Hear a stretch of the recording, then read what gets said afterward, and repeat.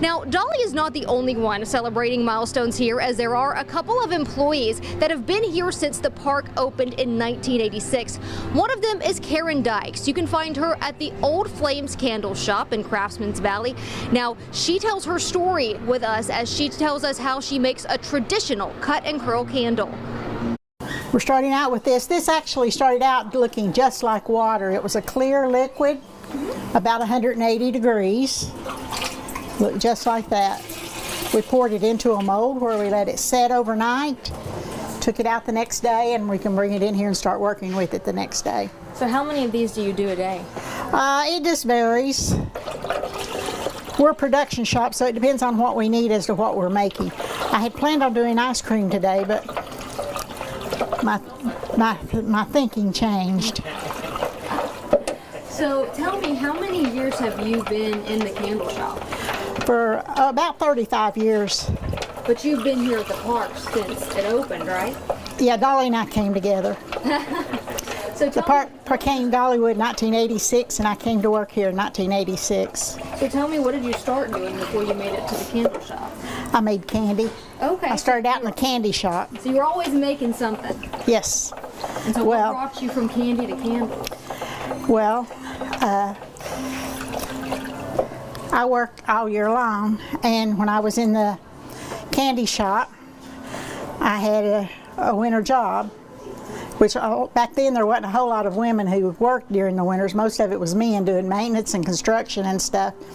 And so when I went from candy to toys, I went to toys for 4 years. When I went to from candy to toys, I lost that winter position. So one of the ladies from HR called me and she said, "Karen, we've got you a winter job." And I said, "Doing what?" Because someone else had already told me, "Don't ever take a job without knowing what it is," because she had to clean out the ponds one year, and it 10 degrees and hip waders and everything else. And so I said, "Doing what?" And she said, "Making candles." I said, "Oh, no, I can't make candles. I'll go down there and watch Miss Betty make candles. There's no way I can make candles." She said, "You didn't know how to make 40 pounds of fudge when you came here, did you?" And I said, "No." She said, "It didn't take you long to learn, did it?" I said, "No." She said, "Well, you're making candles this winter," and she hung up the phone on me. She's a real sweet little lady, though. And you've been making candles? And I've been making candles ever since. That's one thing about Dollywood. Dollywood is just like family. When I first started working here, of course it was a lot smaller then, and it just seemed like you knew everybody. But now we have so many employees now, it's hard to know all of them. Tell me what you're doing right now. These are called Scandinavian ribbon candles. We call them plain old cut and curl because that's what I'm going to do, is just cut and then curl the candle. The uniqueness of having one of these candles is you'll never find any two exactly alike. Even if I try to carve two just alike, I can always find something different in them because it is a handcrafted item. About how long does it take you to make one of these? I have about 5 to 7 minutes to do the carving work on it before it starts getting cold. Once the candle starts getting cold, we don't have any way of reheating it. We put our heat into it by dipping it into the hot wax, the same way we put our color into it.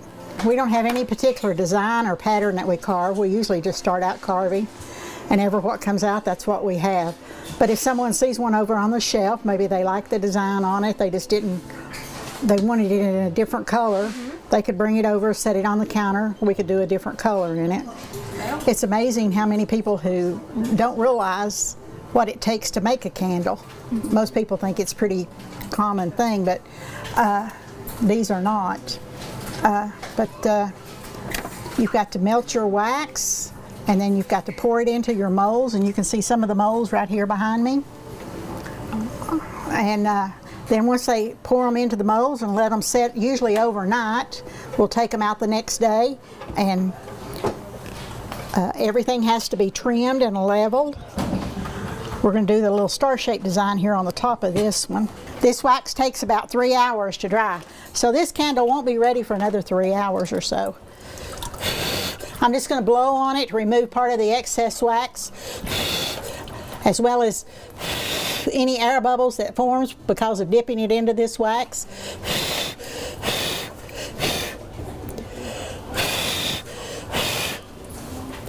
Then I'll hang it up here and let it dry. In about 30 minutes, I'll simply take a paper towel, wipe the bottom of it off with a paper towel, and then we'll hang it on over and let it finish drying. Now, we enjoyed our time with Miss Karen there at the candle shop, and she actually took some time to help me dip my own candles. There are a variety of shapes that you can choose from, as well as colors. She walked me through the process. It was so easy, and you can do that as well. That's located at Old Flames Candles there in Craftsman's Valley. Well, Sarah and Casey, I'm going to get back to the celebration here at Dollywood, so I'll go ahead and send things back to you in the studio.